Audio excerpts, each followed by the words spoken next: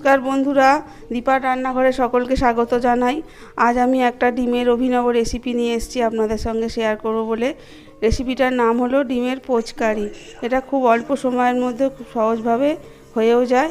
তাহলে দেখে নেওয়া যাক আমি রেসিপিটা কিভাবে তৈরি করব। ডিমের পোচের কারি বানানোর জন্য লাগছে প্রথমেই গোটা ডিম 4টে নিয়ে নিয়েছি আমি। এখানে পেঁয়াজকে ছোট ছোট করে কুচিয়ে নিয়েছি, টমেটোকে লম্বা লম্বা করে কুচিয়ে নিয়েছি, লাগছে পরিমাণ মতো লবণ, লাগছে চিনি, আর ফোড়নের জন্য লাগছে গোটা জিরে আর শুকনো লঙ্কা দুটো, আর এখানে লাগছে 1 চা চামচ ধনে গুঁড়ো, 1 চা চামচ জিরে গুঁড়ো, হলুদ গুঁড়ো, লঙ্কার গুঁড়ো, আর গরম মশলা গুঁড়ো সামান্য, আর আদা রসুন বাটা। এই দিয়ে রান্নাটা তৈরি হয়ে যাবে। রান্নাটা শুরু করার জন্য আমি প্রথমেই গ্যাস অন করে দিয়েছি, কড়াই বসিয়ে তার মধ্যে তেলও দিয়ে দিয়েছি। তেলটা গরম হয়ে গেলে তাতে আমি একটা একটা করে পোচ যেমন ভাজে সেরকম করে ভেজে নেব। সাবধানে ভাজতে হবে পোচগুলো। তাহলে দেখুন কীভাবে আমি পোচগুলো ভেজে নেব।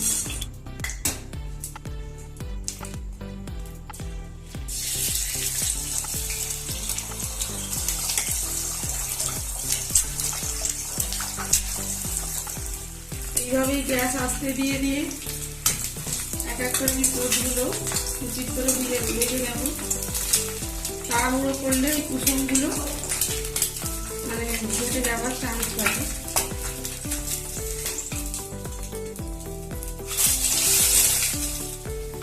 দেখুন কুসুমটা আমার ভাঙেনি, কিন্তু আমি 2 পিঠ ভালো করে ভেজে নিয়েছি। এইভাবে আমি সব ডিমের পোচগুলো ভেজে নেব এক এক করে। দেখুন পোচগুলো আমার সব ভাজা হয়ে গেছে।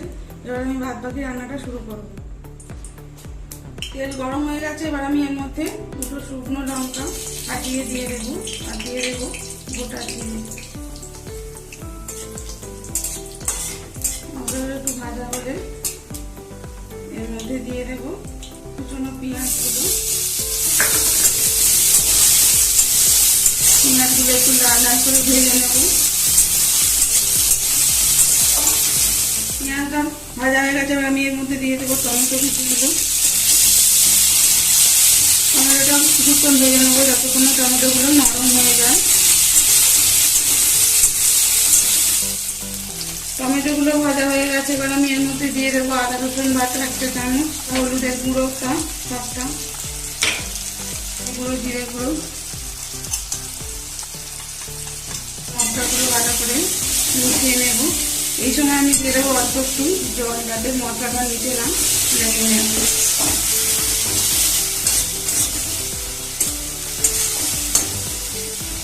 মশলাটা ভালো করে একটু কষিয়ে নেব। দেবো পরিমাণ মতো লবণ। ডিমের পোচগুলো ভাজার সময় যেহেতু লবণ দেওয়া আমি, সেহেতু লবণটা পরিমাণ অনুযায়ী, স্বাদ অনুযায়ী আপনারা দেবেন। আর একটু জল দিয়ে দেবো।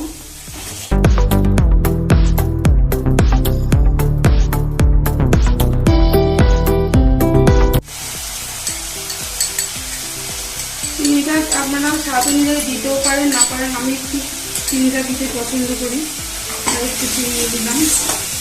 ডিমের রান্না অল্প মিষ্টি মিষ্টি খেতে লাগলে ভালো। এবার আমি এর মধ্যে দিয়ে দেবো জল, পরিমাণ মতো জল।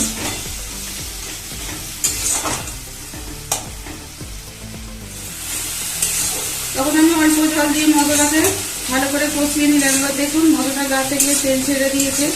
এতে এবার আমি পরিমাণ মতো জল দিয়ে দেবো।